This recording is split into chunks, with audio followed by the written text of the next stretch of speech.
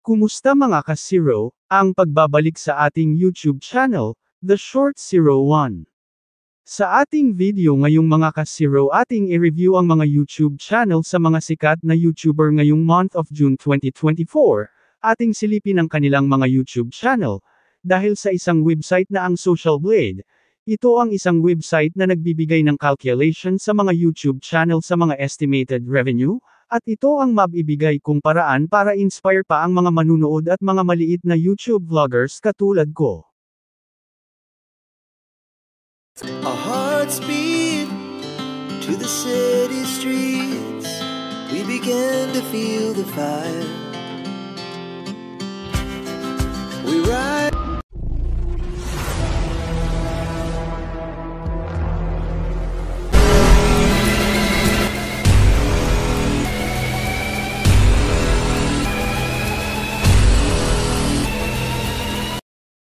Itong umaabot ng 200, at sa kanyang subscribers naman, 9.93 million, at sa kanyang video views naman umaabot ng 632,4,338, country Philippines, channel type entertainment.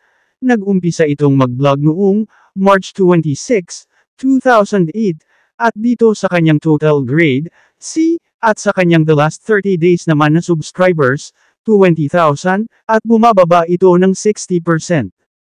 Ay dito sa kanyang the last 30 days na total views ni Ma'am Donalyn naka-private ang kanyang the last 30 days, at sa kanyang monthly estimated earnings naman wala ring nakalagay.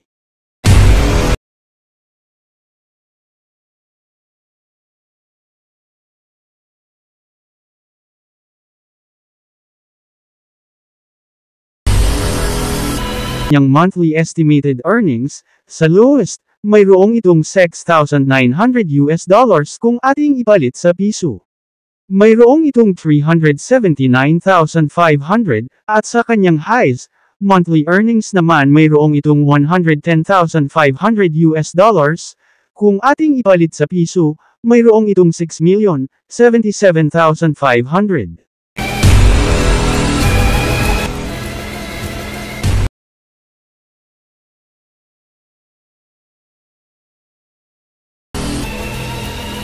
Earnings sa lowest, mayroon itong $17,100 at kung ating ipalit sa piso, umaabot ito ng $940,500 pesos, at sa kanyang highest earning naman umaabot ito ng $274,000 kung ating ipalit sa piso mayroon itong 15,070,000 pesos.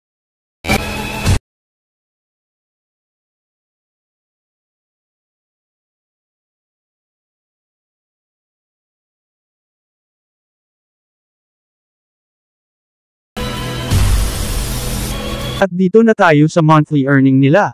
Sa lowest earnings mayroon itong $270. Kung ating ipalit sa piso, umaabot ito ng 14,850, at sa kanyang highest monthly earning naman umaabot ito ng $4,300. Kung ating ipalit sa piso, umaabot ito ng 236,500 pesos.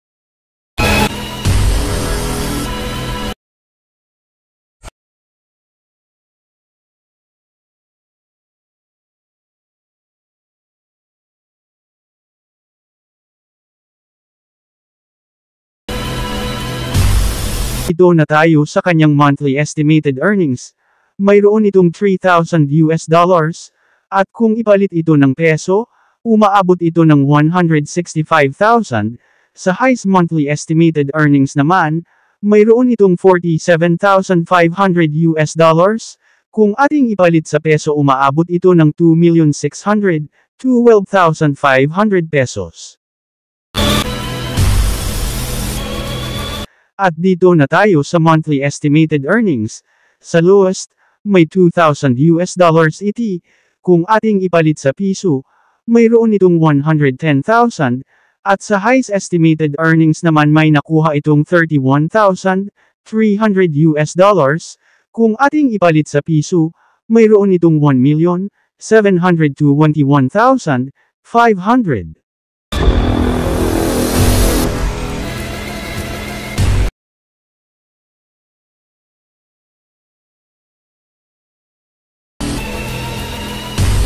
At dito na tayo sa kanyang estimated earnings. Sa lowest mayroon itong $1,300 US. Kung ating ipalit sa piso umabot ito ng 71,500 pesos. At sa highest estimated earnings naman, mayroon itong $20,600 US. Kung ipalit natin sa piso umabot ito ng 1,133,000 pesos.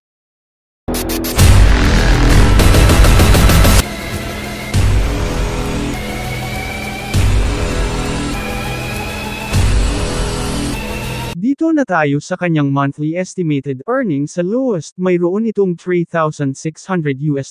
Kung ipalit natin sa peso, umaabot ito ng 198,000, at sa kanyang highs, estimated earnings, mayroon itong 57,100. Kung ating ipalit sa peso, umabot ito ng 3,140,500.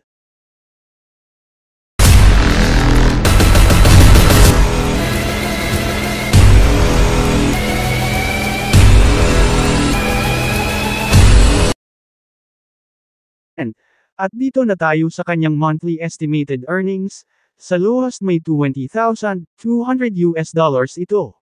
Kung ating ipalit sa piso, umaabot ito ng 1,111,000. Hanggang dito lang tayo mga ka-zero hanggang sa muli pa nating mga videos. Please subscribe my YouTube channel, like, and share, comment. God bless po sa lahat. Mayroon itong 17,787,000.